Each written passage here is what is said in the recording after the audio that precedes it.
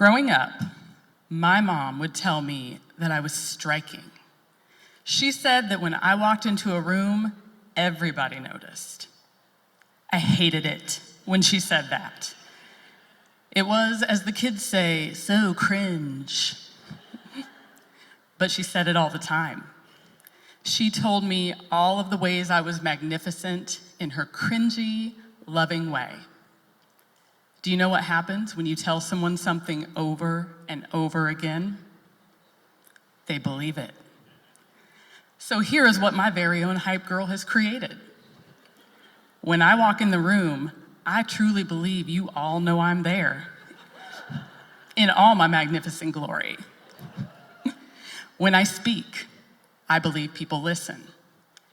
I own every room I enter, not because I'm cocky, but because I'm confident. And I'm confident because my mom instilled it in me so early. But the story doesn't end there. It never really does it? While my OG hype girl was building my confidence, the world was testing it. I was a biracial girl who didn't quite fit in. I was visibly not white. My mom and my sister, other hype girl, are white. When we would go out together in public, people would ask if I was adopted, or just assume I wasn't even part of the family. One year, while I was camping with my white grandparents, friends of theirs asked if I was their exchange student. So as you can imagine, I spent the rest of that trip speaking in a Jamaican accent. Because I'm nothing if not a smartass.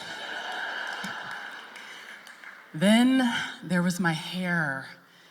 White stylists didn't know what to do with it. Black stylists didn't know what to do with it. For much of my early life, my hair looked unfortunate. And nothing kills your self-confidence quite like being repeatedly mistaken for a little boy, or by a teacher calling you little guy.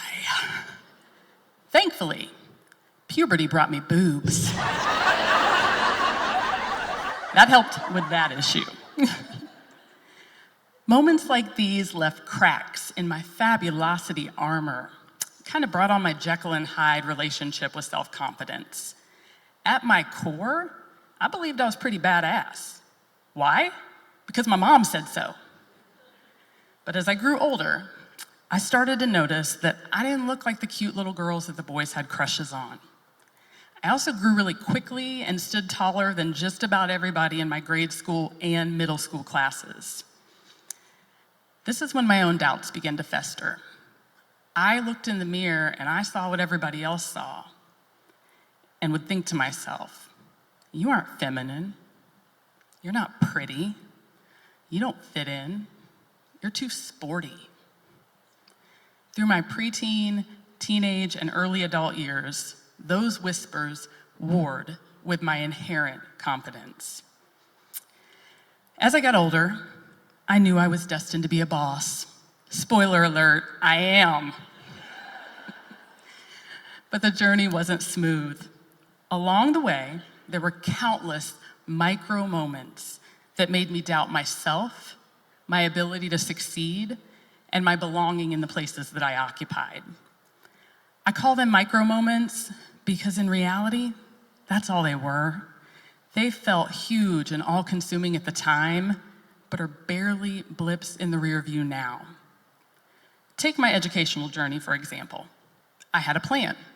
Go to college, get a 4-year degree, become a businesswoman who drives a gold Toyota Camry and carries a briefcase. The epitome of success, right? Instead, I fell in love and I left high school early to follow my boyfriend out of state. Shockingly, it didn't end well. I married that boyfriend, but that marriage ended in divorce. While that felt like a big deal at the time, it turns out it was just another one of those micro moments. Is divorce a big deal? Of course.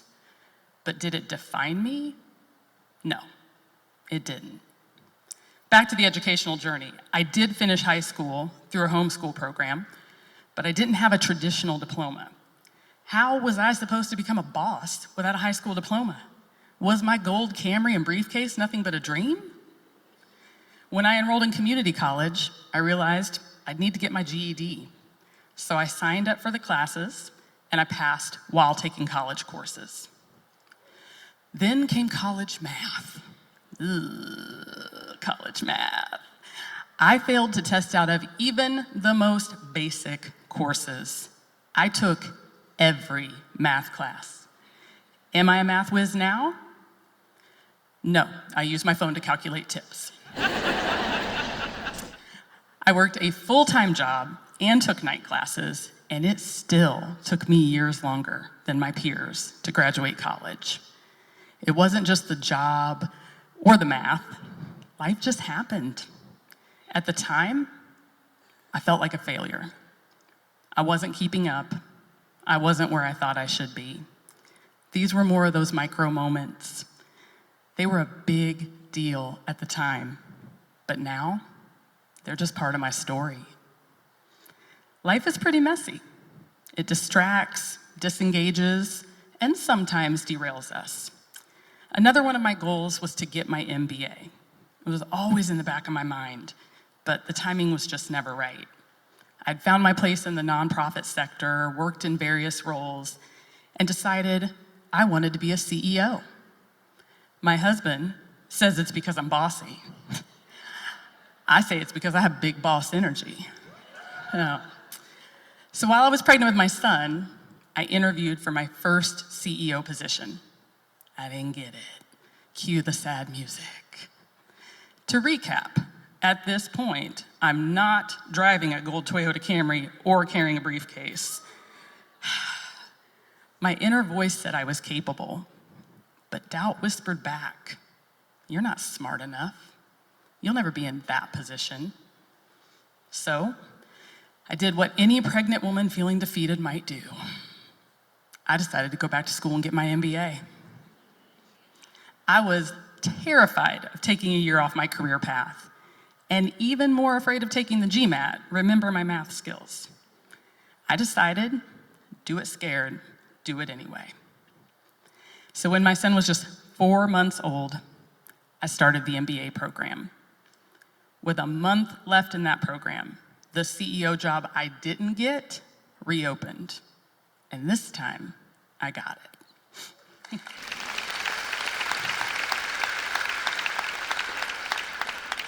For those wondering, no, I never got the gold Camry or the briefcase. I had an SUV and a diaper bag instead. So there I was, the job, the degree, the confidence, and yes, the boobs. Most days, I bask in my fabulous, magnificent, badass self. But some days, those whispers still creep in. So what's the moral of the story? Confidence isn't something I have or I don't have. It's something I've built, rebuilt, and carried with me even when life tried to knock me down. My mom, my OG hype girl, laid the foundation for me, but I've had to fight to maintain it. Every challenge, every whisper of doubt, every so-called failure taught me something invaluable. I am more than the obstacles I've faced. Those micro moments are part of my story, but they are not the whole story. Today, I stand here, wife, mom, MBA, CEO, owning every room I walk into. Not just because my mom said so, but because I fought for it, I proved it, and I am it.